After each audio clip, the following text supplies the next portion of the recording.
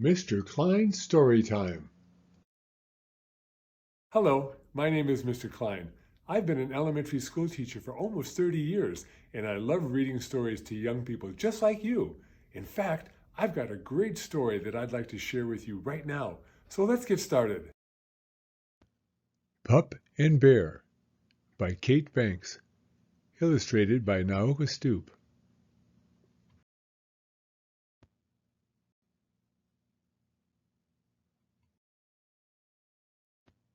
Pup and Bear.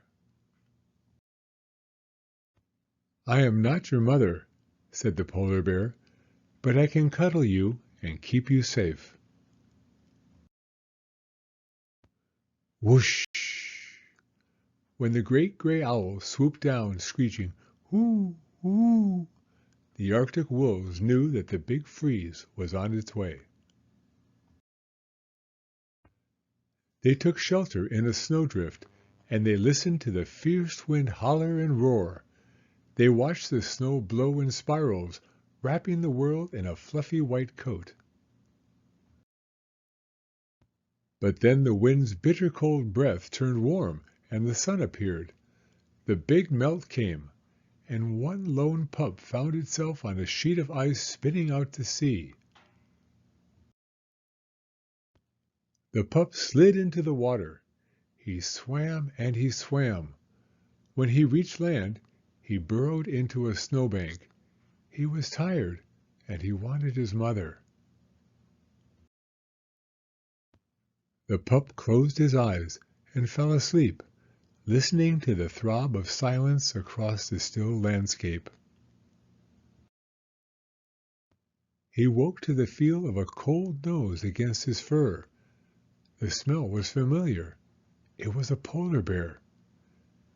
"You are not my mother," said the pup, flattening his ears against his head. "I am not your mother," said the polar bear, "but I can cuddle you and keep you safe." The pup was shy and frightened. "Aren't you going to eat me?" he asked. "Polar bears eat wolves." "Not this one," said the polar bear, shaking her head. "Climb on my back, and I will take you to my den." The pup stretched a paw forward cautiously. Then he climbed onto the polar bear's back, and they crossed the tundra under the watchful eyes of a trio of baby puffins learning to fly. Back at the den, the polar bear licked and cleaned the pup. "I'm not your mother," she said, "but I can feed you and keep you warm."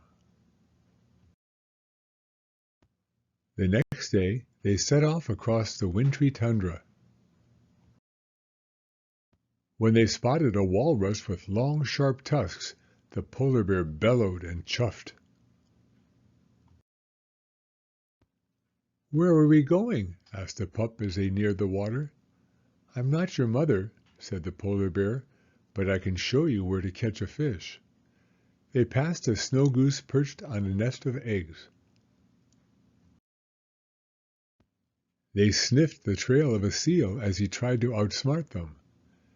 And they stopped at the water's edge where the fish and the lemmings came and went in the wondrous wheel of life. The sun shone down on the crisp, crackling snow, and the polar bear rolled in a snowbank. "Come on," she said to the pup. "I'm not your mother, but I can play with you." But when the pup tugged too hard at the polar bear's fur, the bear growled. "Urgh. I'm not your mother," she said, "but I can scold you." Then she nuzzled the pup and tickled his tummy. Tired at last, the pup curled up against the bear, and they napped, listening to the wind whimper and sigh.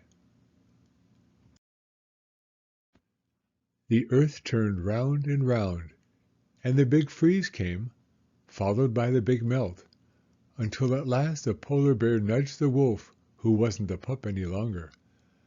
"I am not your mother," she said, "but I know it's time for you to go." She nuzzled the wolf one last time, and the wolf nuzzled her back. Then he walked out into the wide world. The wolf howled to the midnight sun which glowed on the horizon, where day ended and night began, and he was answered by the cry of another wolf. Soon he was leading his own pack across the frozen tundra. Then one day the wolf came upon a polar bear cub huddled in a snowdrift.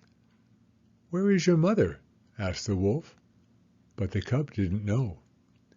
The wolf sniffed the cub and rubbed its fur with a wet nose. "You are not my mother," said the cub, cowering. "I am not your mother," said the wolf, "but I can cuddle you and keep you warm." "Aren't you going to eat me?" asked the cub. "Wolves eat polar bears." "Not this one," said the wolf, shaking its head.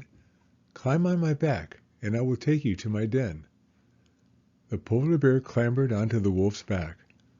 "I'm not your mother," said the wolf, "but you can stay with me until you're big enough to be on your own." And the wolf led the pack back across the tundra, along the path that went round and round in the wondrous wheel of life.